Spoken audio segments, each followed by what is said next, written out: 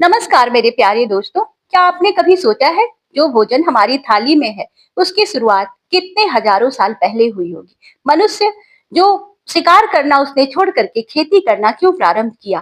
Friends, आज हम उस दौर की शुरुआत करने वाले हैं या उस दौर को पढ़ने वाले हैं जिसमें मनुष्य सीधा-सीधा जमीन से जुड़ा, उसने पशुओं को अपना साथी बनाया और एक इतिहास की एक बहुत बड़ी क्रांति की खेती की शुरुआत। आज का हमारा हिस्ट्री का टॉपिक है कृषक एवं पशुपालन। ये बहुत ही महत्वपूर्ण टॉपिक है फ्रेंड्स, क्योंकि ये यूपी टेट और सी टेट दोनों में डायरेक्ट या इनडायरेक्ट वे में पूछा ही जाता है। तो चलिए इस दौर की हम शुरुआत करते हैं अपने प्रैक्टिस सेट के साथ। क्वेश्चन नंबर 1 आपकी स्क्रीन पर है। प्रारंभिक कृषक एवं पशुपालन किस काल से संबंधित थे? ए पुरा पाषाण काल, बी मध्य पाषाण काल, सी नव पाषाण काल, डी लौह युग। कृषक और पशुपालन की शुरुआत नवपाषाण काल में हुई, इसीलिए इसे खाद्य उत्पादन का काल भी कहा जाता है। दोस्तों, एक बात और भी है, आप वीडियो को अंत तक देखिएगा। लास्ट में मैं आपको एक ऐसी चीज बताने वाली हूँ जहां से आपको उस पार्ट से आपको 1 नंबर का क्वेश्चन पूछता है। बहुत जरूरी है उसको देखना।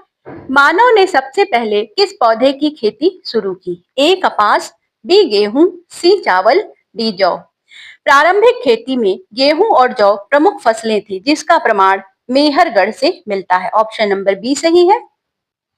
मेहरगढ़ का संबंध किस क्षेत्र से है? ए गंगा घाटी, बी सिंधु घाटी, डी बलूचिस्तान, डी दक्कन पठार। मेहरगढ़ जो कि वर्तमान में पाकिस्तान में है, ये बलूचिस्तान क्षेत्र में स्थित है और प्रारंभिक कृषि का स्थल है। प्रारंभिक पशुपालकों द्वारा सबसे पहले किस जानवर को पालतू बनाया गया? तो भेड़ जो है, भेड़ और बकरी सबसे पहले पालतू बनाए गए और पालतू पशु माने जाते हैं। कृषि की शुरुआत से मानव जीवन में क्या प्रमुख परिवर्तन आया? ए खानाबदोश जीवन, बी स्थायी निवास, सी शिकार में वृद्धि, डी जनसंख्या में कमी। खेती के कारण मनुष्य स्थायी रूप से एक स्थान पर रहने लगा। ऑप्शन नंबर बी सही है, स्थायी निवास। नवपाषाण काल के लोग किस प्रकार के औजारों का प्रयोग करते थे? ए अपरिष्कृत पत्थर के, बी घिसे पिटे पत्थर के, सी तांबे के, डी लोहे के। नवपाषाण काल में पत्थरों को घिसकर चिकना बनाया जाता था, घिसे पिटे पत्थर के। किस नदी घाटी में चावल की प्रारंभिक खेती के प्रमाण मिले हैं? ए सिंधु, बी सरस्वती, सी गंगा, डी नर्मदा।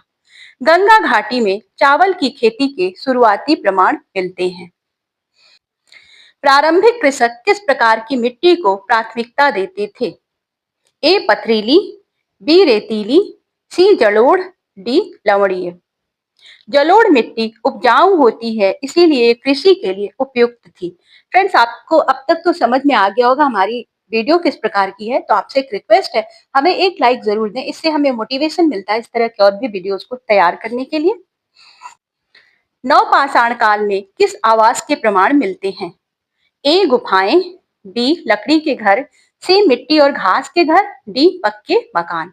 इस काल में लोग मिट्टी, लकड़ी और घास के बने घरों में रहते थे।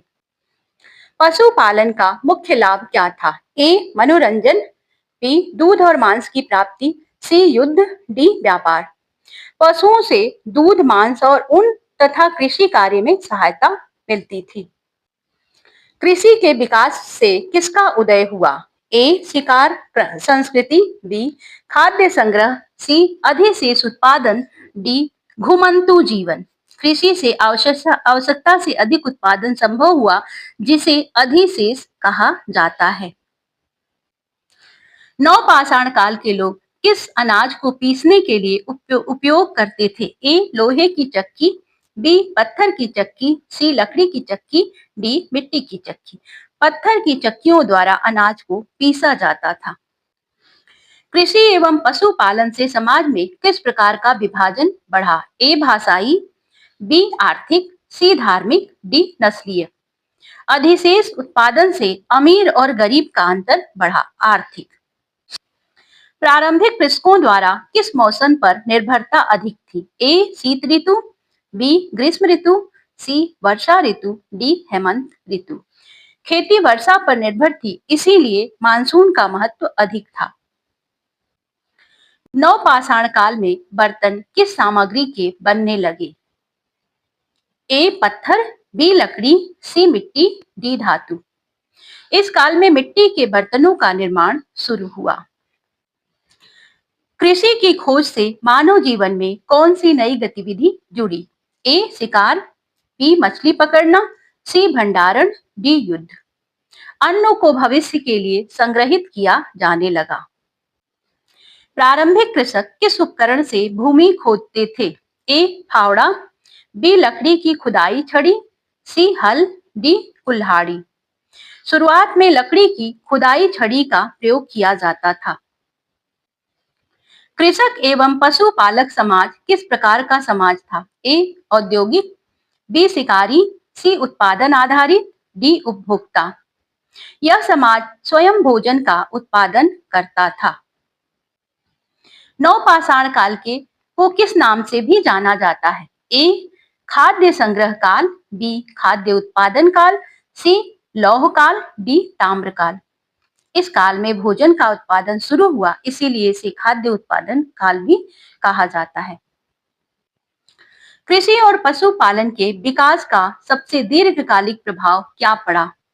ए युद्धों में वृद्धि, बी नगरों का विकास, सी वन्य जीवन का विस्तार, डी जनसंख्या में कमी।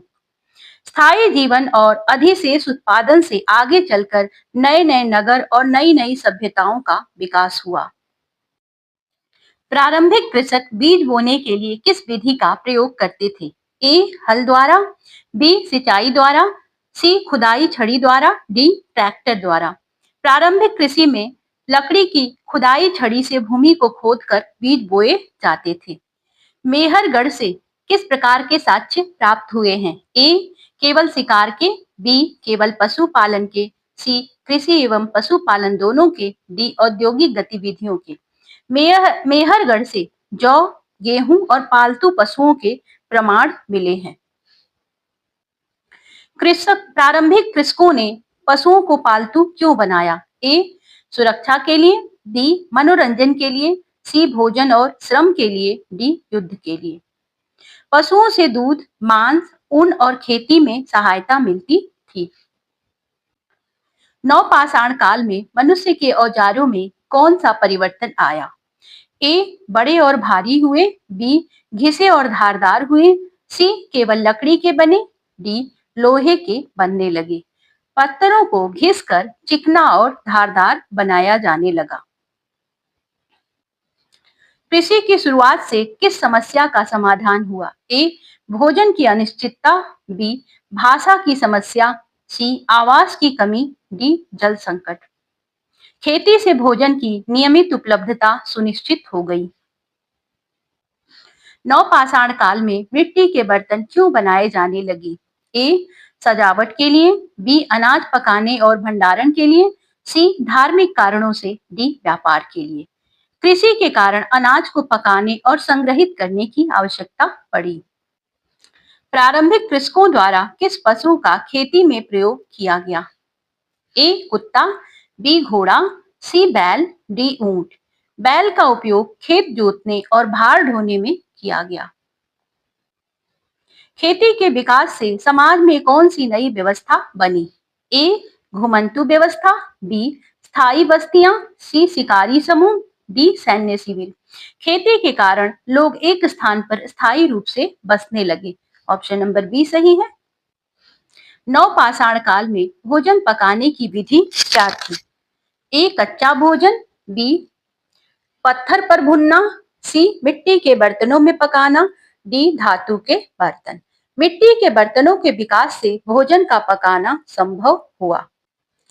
प्रारंभिक कृषक वर्षा पर क्यों निर्भर थे? ए सिंचाई साधनों के अभाव में, बी नदियों के अभाव में, सी पशुपालन के कारण, डी व्यापार के कारण। नहरों और कुओं जैसी व्यवस्था तब विकसित नहीं हुई थी, इसीलिए कृषक जो थे वर्षा पर निर्भर थे। नवपाषाण काल में महिलाओं की भूमिका क्या थी? ए केवल शिकार, बी केवल युद्ध, सी कृषि और घरेलू कार्य, डी व्यापार। महिलाएं बीज बोने, भोजन तैयार करने और पशुओं की देखभाल का कार्य करती थी। खेती से अधिशेष उत्पादन का क्या परिणाम हुआ? ए, जनसंख्या में कमी, बी, सामाजिक असमानता, सी, कृषिकार में वृद्धि, डी, वन विस्तार। अधिशेष से संपत्ति का असमान वितरण शुरू हो गया, सामाजिक असमानता। नवपाषाण काल में कला का प्रारंभ किस रूप में हुआ? ए, मूर्ति कला, बी, भित्ति चित्र, सी, धातु कला, डी, स्थापत्य कला।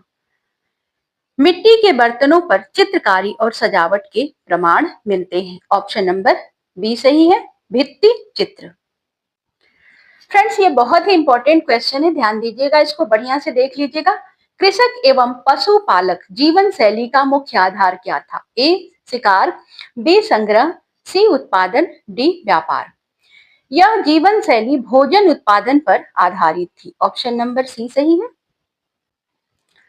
कृषि और पशुपालन को मानव इतिहास की क्रांति क्यों कहा जाता है? फ्रेंड्स, आपके लिए टेक्स्ट क्वेश्चन है, क्योंकि अब तक आप 34 क्वेश्चंस को कर चुके हैं, तो अब तो आप इसका आंसर दे ही सकते हैं। कमेंट बॉक्स में आप इसका आंसर दीजिए, जिससे मुझे पता चलेगा मेरे बच्चों ने कितना सीखा है। और हाँ, वीडियो को लाइक करें, चैनल को सब्सक्राइब कर लें, अपने फ्रेंड्स के साथ भी शेयर करें। Thank you for watching. हम मिलते हैं आपसे नेक्स्ट वीडियो में, तब तक के लिए गुड बाय।